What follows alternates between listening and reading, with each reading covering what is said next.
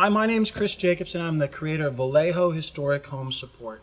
And today we're talking about backup power supply sources that you could use if, for example, PG&E was to turn your power off, which they're probably going to do every year from now on. In our last video, we talked about a smaller power inverter you can hook to your car. This is a bit bigger of a power inverter. It has to be hooked to a battery and or a set of batteries, and ideally you'd have a bunch of batteries in both parallel and sequence, and that's a little bit too nerdy to go into in this video. You can find information on how to do that on YouTube, but this is a 12 volt deep cycle battery at 33 amp hours. So if we had 6 of these, we'd have enough that we could really kind of run a house. As it is, this power inverter is way too powerful for the size of the battery.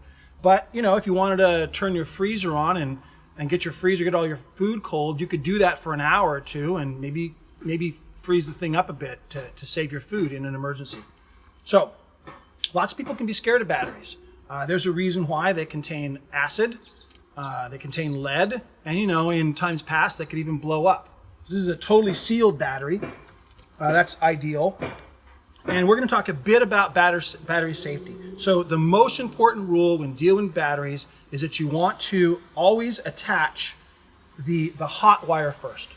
So in home wiring, the hot is usually black and the neutral or the negative is usually white. With DC, the positive or the hot is always red and the negative is always black.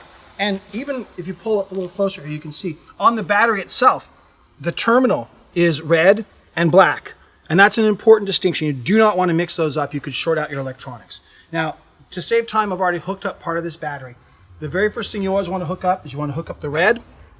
So we have power going here, going to here, and coming to here. If I was to touch this to metal, it would spark. So you got to be careful. This is the moment. It's not going to spark on the terminus, but it's going to spark if it goes somewhere to metal, or it could spark, and we call that arcing. So you can touch this. It's not going to hurt anything. We're going to screw this in. It's really, really critical that you have good connections. So you can screw it in by hand, but when it's almost done for all of these connections, you want to make sure you use a wrench. Just get it nice and tight. If it's not tight, it's not going to work. Go around, just double check. All my terminals are on nice and tight. This one I put the safety cap on top of it. Okay, let me spin this around for you and do a close-up. So,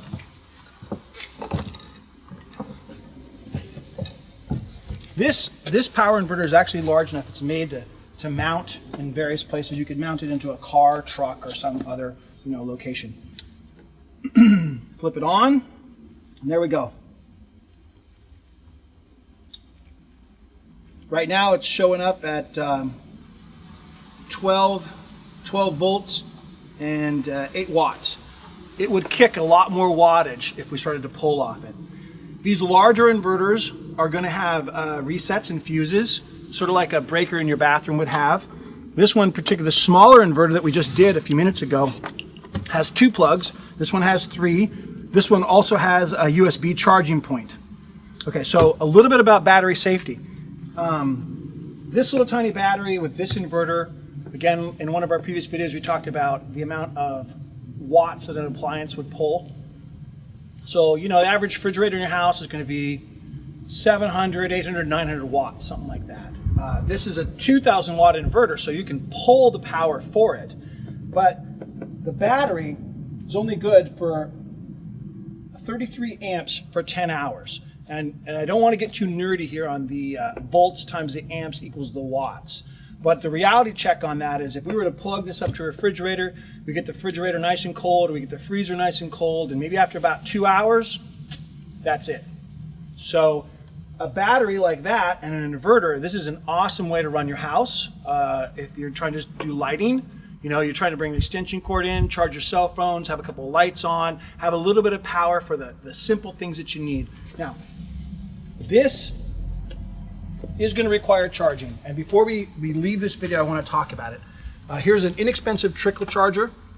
Trickle charging is really important, especially for deep cycle batteries. You want to pound in a high amount of electrical pressure. And as the battery gets charged, the trickle charger will automatically use less and less and less until it's sort of just tapping on it. And what this does, it keeps the inside of the battery clean, makes the life last longer. It's a little bit like those cell phones we all had back, the flip phones, and everyone would tell you, oh, you just run it all the way down and charge it all the way up. It makes it last longer. Same sort of principle that applies to these.